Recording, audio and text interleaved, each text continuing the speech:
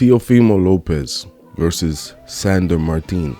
This is not what Teo Fimo wanted to do. This was not the showcase that he was supposed to put on in Madison Square Garden for his hometown fans. Let's just get straight to it. Sandor Martin is a good boxer. He's a smart boxer. But with the advantages that Teo Fimo had, this fight shouldn't have been this close. And it was close. I don't care what that third judge said. 97-92 was a ridiculous scorecard. Sandor Martin got a knockdown in the first round off a check hook that he threw twice. He threw it the first time, missed it, and then Teo Fimo walked into it the second time in the first round. This is after a clash of heads. So Sandor Martin is bleeding and hits you with the check hook. Misses the first one, hits you with the second one. That was a microcosm of what's wrong with Teo Fimo's fight game. He fights stupid. I hate to say that because I do think he's a talented fighter. This is not about him as his intelligence as a person. This is him as a boxer.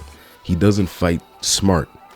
He doesn't take the moments that he should as a fighter who's supposed to be seasoned to some degree.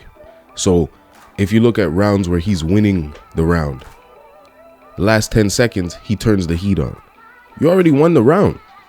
Why are you pressuring and putting yourself in position to lose the round now? You've already won the round. And then rounds where you're down, last 10 seconds, you do nothing to even attempt to steal the round. You walk into silly shots like the one that got you hit in the first round. You smartened up a little bit, but you were still pressing. You're still pressing for a knockout or a knockdown when you should be setting up these shots. You didn't use your jab at all. There were moments where he showed almost brilliance. Like there were moments where you saw, okay, look, he's clearly better than this guy. He's clearly a better fighter than this guy. So why is he not able to clearly beat this guy? Normally, I would blame coaching. I would say, oh, it's coaching. But the few moments I heard his dad speak, he made sense. He made sense. You tell him to go to the body, use your jab. As far as I heard, he was making sense. So if it's not translating, what's the problem? He didn't look comfortable the entire fight. He looked, well, one, he looked like he was pressing, and then two, if you look at his face, literally at his face, he doesn't look comfortable. He looks uncomfortable. And this is your work. If you're uncomfortable at work, it's gonna be tough. But that uncomfortability probably comes from the expectations that have been created from him beating or not beating Lomachenko. That's where all of this stemmed from. The second that they put that crown on him and said that he beat Lomachenko, it was a train downhill. Because you're putting a kid who's not prepared to be at that stage. Lomachenko is an all-time great. If you look at his ability, what he's done in fights, you're not supposed to be able to do that to other professional boxers. He had an off night against Teo Fimo, and in my opinion, still won. The first couple rounds, yeah, he lost those rounds, and he woke up and I think he won the end of the fight. It was too close for you to take a championship from a champion. You beat a champion. You don't barely beat a champion. So I think they gave Teo Fimo that. And the second they gave him that, the pressure built. As soon as the pressure built, now you got to live up to this. You're on that stage. Every fight is a tough fight now. Because you got a target on you.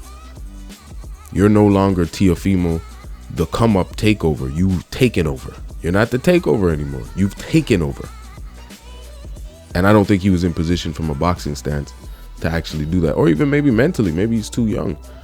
Right? A lot of these guys, you look at Ryan Garcia, some of the mental health issues that he's cited.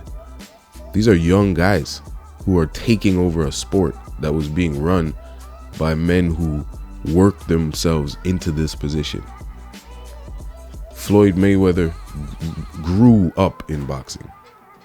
Pacquiao's been doing this, 8 divisions, right? We're looking at Tyson Fury. Look at the pressure AJ feels. It's kind of the same thing when you've been placed in a position, and partially because of your skill, mainly because of your skill. But then the other piece is the machine behind you. right? It's like an artist being backed by a major label. And that's kind of what happened in this case. So I don't blame Teo Fimo for struggling with the position he's in, but he needs to adjust. And he needs to fight smarter than what he's been doing. Simple as that. Now, if his dad can't get through to him, then maybe it's someone else. But that in itself, changing coaches after never having changed the coach before, might be dramatic in itself. So I don't know what he's gonna do, but he didn't look right last night, and that was a draw at best. He didn't win that fight. You got knocked down in the first round, and you didn't take the rest of the fight. So how do you win 97-92 on a judge's scorecard? Oh, we're in Madison Square Garden. Oh, you're the takeover. So, I mean, it happens, but he's got to bounce back. He's got to bounce back after this one.